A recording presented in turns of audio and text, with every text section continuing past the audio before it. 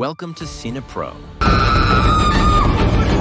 where we bring your favorite movies back to life with quick recaps, hidden details, and everything you missed. The movie begins with Madeline, her husband, and her annoying mother-in-law. Madeline is pregnant and living with her scorpion-like mother-in-law. One day they are having lunch peacefully, and her mother-in-law tells her, "Eat well. You are pregnant." Madeleine, being a respectful wife, replies, "Sure, mother-in-law," and then asks, "Where will you go for a checkup?" Madeline tells her about her skilled doctor friend who will deliver her baby. Her mother-in-law dismisses this, saying, "You'll go to the family doctor who delivered your husband. He's excellent." However, Madeline insists on her doctor friend. Her mother-in-law, feeling insulted, complains to her son, but her husband sides with Madeline because he loves her and doesn't want to upset her, which makes his mother see him as weak and disobedient. Eventually, he takes Madeline to her doctor friend for her checkups and delivery. Upon meeting the doctor, he starts questioning her credentials, asking, "We've been around and haven't seen any certificates proving you're a doctor. If you were a certified doctor, there'd be a diploma hanging here." The doctor responds, "I realize that medicine isn't about certificates. It's about practice and skill. Trust me, I can deliver your baby." After the checkup,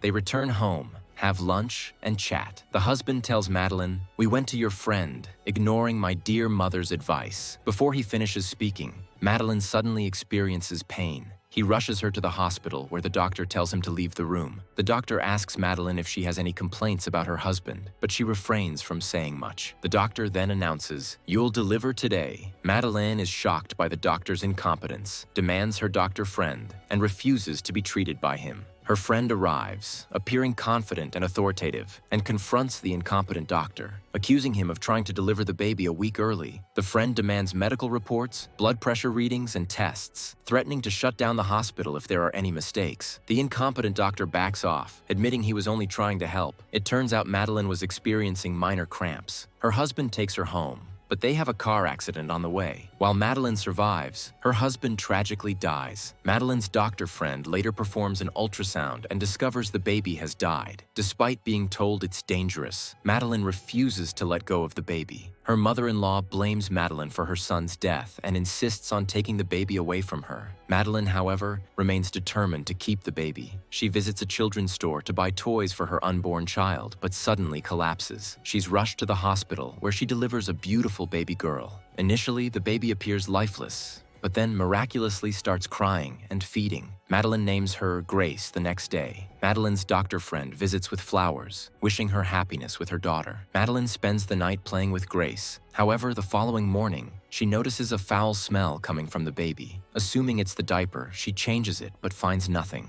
She decides to bathe the baby, but suddenly the water turns into blood. The girl had some strange spots on her skin, like scabies. She ran to get a thermometer to see what was wrong with the girl, only to be shocked that the girl's temperature was 93. She ran to call her doctor, but she found out she was traveling. She sat talking to herself, not knowing what to do. She tried to manage things herself, saying, "I'll handle it. No need to involve anyone." Later, she noticed a swarm of flies gathering around her daughter. Anyway, because the girl was crying, she started breastfeeding her. But the girl wasn't breastfeeding normally like other children. She was literally eating her. Then she went to the supermarket and bought some meat with blood to feed her daughter. She started giving her the blood and breastfeeding her blood. But the girl started acting strange, twitching and shaking. She wasn't satisfied, apparently wanting human blood. Madeline sat thinking for a while about what to do. She tried calling her doctor friend again, but still, no one responded. Anyway, we go back to her mother-in-law, who finally decided what to do. She went to the family doctor she liked, and as soon as he saw her,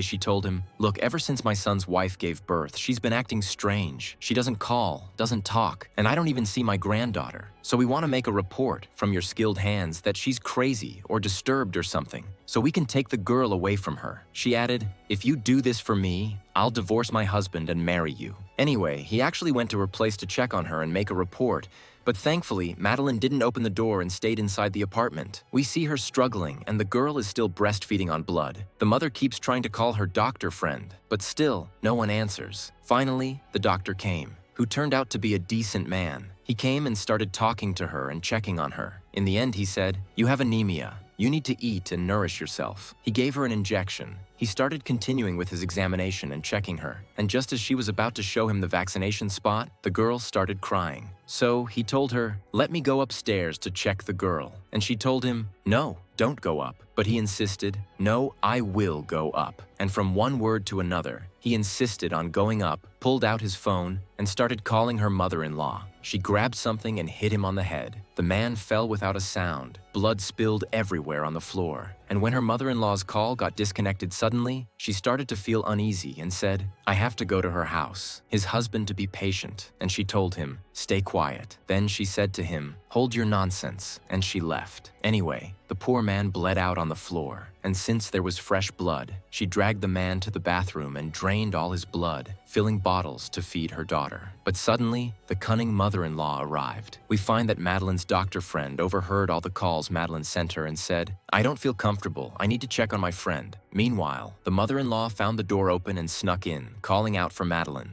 Madeline told her, stay downstairs, don't come upstairs, and when I finish, I'll come down. The mother-in-law didn't feel comfortable and said, okay. She went to the kitchen, smelling something rotten. Meanwhile, Madeline took the man's blood and fed it to her daughter, then washed her hands. But the mother-in-law still confronted her, and just as she was about to open the bathroom door where the corpse was, Madeline caught her. They sat and talked, and the mother-in-law asked Madeline, what brought you here? She replied, honestly, I want to see my son's daughter. Madeline said, you're right, but tomorrow, because the baby is sleeping now. The mother-in-law begged and said, I'll just look from a distance. Madeline told her, no, come tomorrow. The mother-in-law started thinking and said, fine, I need to use the bathroom. She sneaked upstairs, went to the baby, and hid her in her bag, but suddenly saw the corpse. She pulled a hammer from her bag and started running downstairs. Madeline caught her and said, if you come near me or the baby, I'll hit you with this hammer on your head. Before she could finish her sentence, the mother-in-law hit her in the stomach, and as Madeline tried to grab her, she hit her again on the head. At the same time, the doctor friend arrived, and the mother-in-law thought Madeline was dead, but Madeline bit her neck, and before the mother-in-law could react, Madeline hit her again on the head. The doctor entered to find both women lying in their blood, and the baby crying. In the final scene, we see the baby in a car with a woman. Madeline is holding the baby, sporting a new hairstyle and dyed hair. She shows us that the baby's teeth have grown, and the movie ends here. If you liked today's video, don't forget to like, subscribe to the channel, and activate the bell to receive all new updates. See you in the next video. Goodbye.